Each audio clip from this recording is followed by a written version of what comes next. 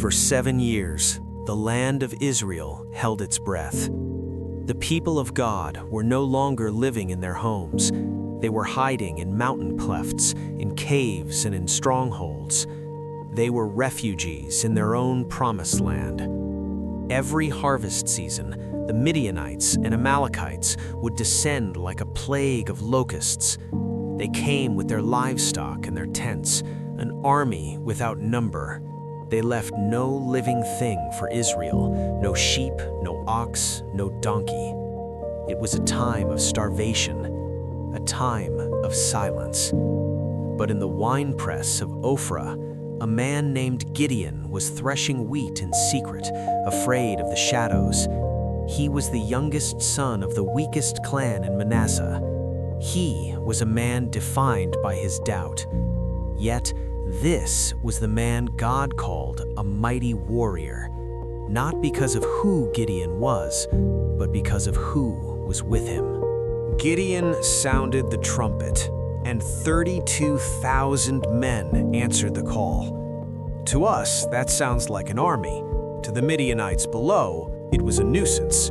But to God, it was too many.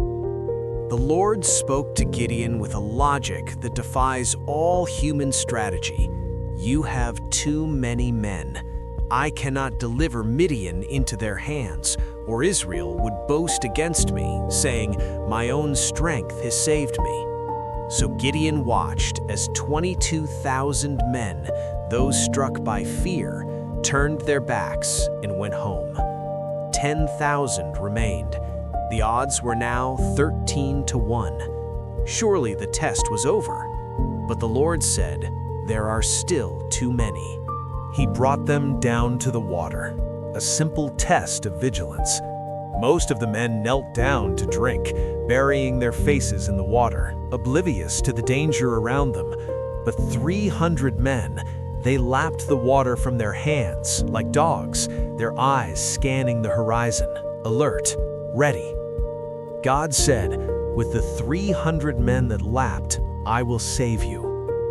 Imagine the silence on that hill as 9,700 men packed their bags and left. Gideon was left with a remnant, less than 1% of his original force.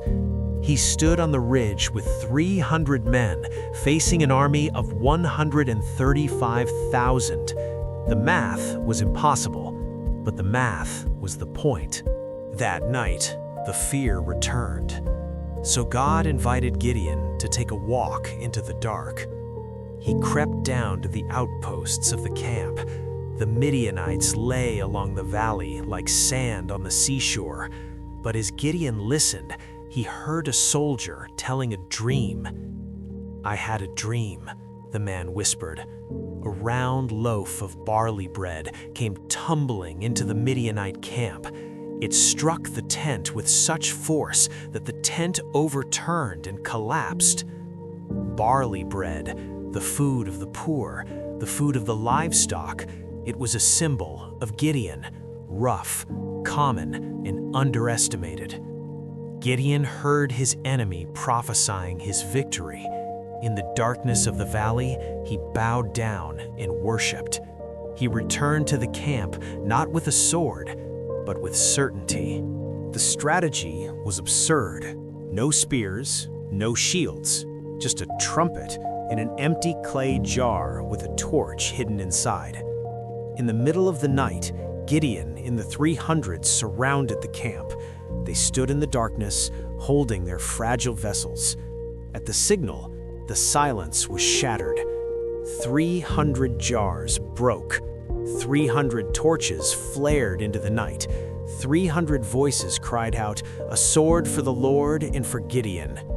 The sudden ring of fire terrified the sleeping Midianites. They thought they were surrounded by a massive legion. In the confusion, God turned the sword of every man against his neighbor. The army that had covered the land like locusts devoured itself in the dark. Why did God choose 300? Why did he demand they hold clay jars instead of swords? Because the victory could not belong to the vessel, it had to belong to the light within it. Centuries later, the Apostle Paul would look back on the grand narrative and write, "We have this treasure in jars of clay to show that this all-surpassing power is from God and not from us." Like Gideon's army, we are often broken, we are few, we are weak, but it is in the breaking of the vessel that the light is revealed. God does not need our strength, He needs our surrender. He takes the weak things of the world to shame the strong, so that when the victory comes, there is only one name left to praise. The battle belongs to the Lord.